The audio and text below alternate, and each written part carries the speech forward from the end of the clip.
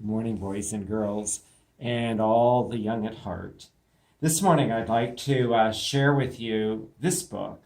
It's titled The Timekeeper, and it's written by Anna Rippon. And Anna wrote this, and she drew all the pictures in the book at the age of 13. So when Anna was 13, she wrote the poem and she drew the pictures and she won first prize for her work. And so the book was published, and then a few years later, at the age of 17, she was in a car accident, and she grew up there in Topeka, Kansas, so one of our neighbors right here in Kansas. And in the car accident, she was terribly hurt and then died, and God called her home to heaven.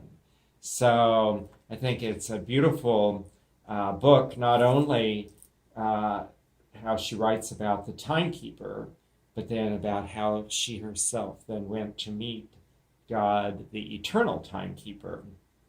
So here's her story. And so she writes, "This story is written in verse and in rhyme, but cannot begin with once upon a time, for it happened in a land before time was found, where the past and the future were nowhere around. This place was quite strange, for high in the air the sun never set, and the moon remained there. The sky always stayed so light and so bright that no one could tell the day from the night. The roosters weren't sure just when they should crow, and the owls never hooted 'cause the sun was aglow. The mice had to search for food in the light, which pleased all the cats, who meowed with delight." So look at the owl here, and the rooster, and the mice and the cat. And the people, oh my, they couldn't tell when to sleep or to wake, or when work should begin. "Quiet," yelled those who were trying to snooze. The others yelled back, "We'll do as we choose." Some people were early while others were late, 'cause no one was sure of the time or the date. The people were disturbed and filled with distress, for this land without time was an absolute mess. Look how distressed they are. Oh my goodness. None of them look pleased at all, do they? Then came the timekeeper, a stately old man. Great powers had he at his instant command. With a wave of his hand, he ordered the skies to make the moon set and to make the sun rise. He brought forth a clock that divided the hours into minutes and seconds. Such were his powers. The clock did tick, it talked out the time, and announced every hour by sounding its chime. What a marvelous clock! The people rejoiced. "We want clocks of our own," they eagerly voiced. And clocks soon appeared on land and on seas, in houses, on towers, and even on trees. When the sun at last set and brought the dark night, the moon rose on high and cast its soft light. Then all of the people went home to their beds. They blew out their candles and lay down their heads. Look at all the clocks. Clocks everywhere. Oh my goodness, to tell the time.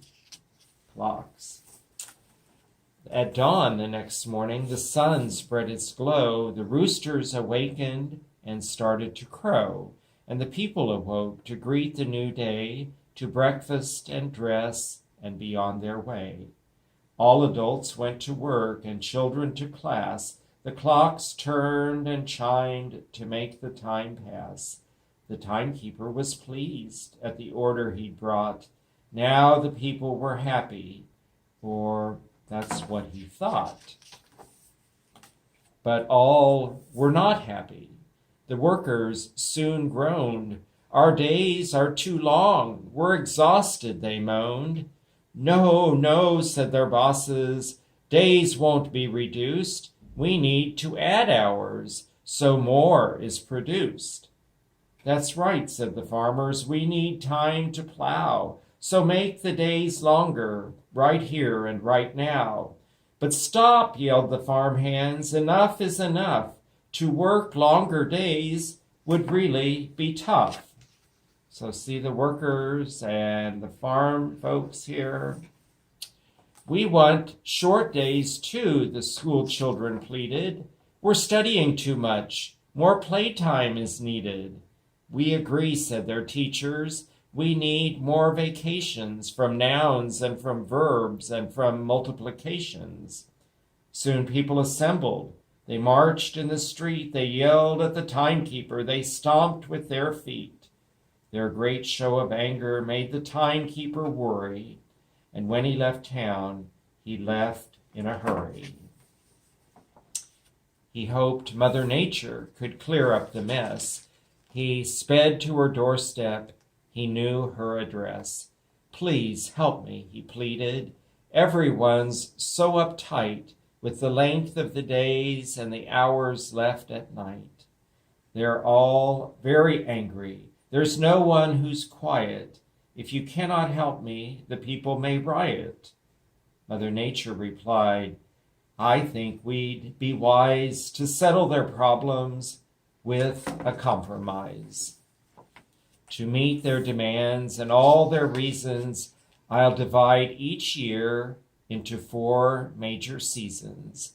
To please all the bosses and win farmers' praise, in spring and in summer, we'll make longer days.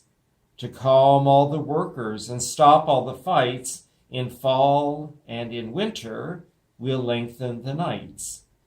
From the east to the west, from the south to the north, she unleashed her powers and brought seasons forth. The timekeeper thanked her for all her assistance. His walk back to town was not a long distance. The people were waiting for him to return. What plan do you have? They wanted to learn. He said, Mother Nature has the time rearranged, so the length of your days by seasons are changed. Then he told them of winter, spring, summer, and fall. They liked the new seasons and agreed to them all. How can we thank you? They asked the old man. He said, use your time the best that you can. Work when you work, but take time to play. Make the most of each hour by night and by day. Be of good hope and be of good cheer. Be kind to each other. Be glad that you're here. And thanks to the timekeeper, his clock and its chime, their stories now can start with once upon a time. I love that paragraph right here. How can we thank you? They asked the old man. You know, we think about the old man as being God and the timekeeper. So how can we thank you? And he said, use your time the best that you can. Be of good hope and be of good cheer. Be kind to each other. Be glad that you're here. And thanks to the timekeeper, to our God, his clock and his chime, their stories can start now with once upon a time. All right. Enjoy the rest of today, the gift of time.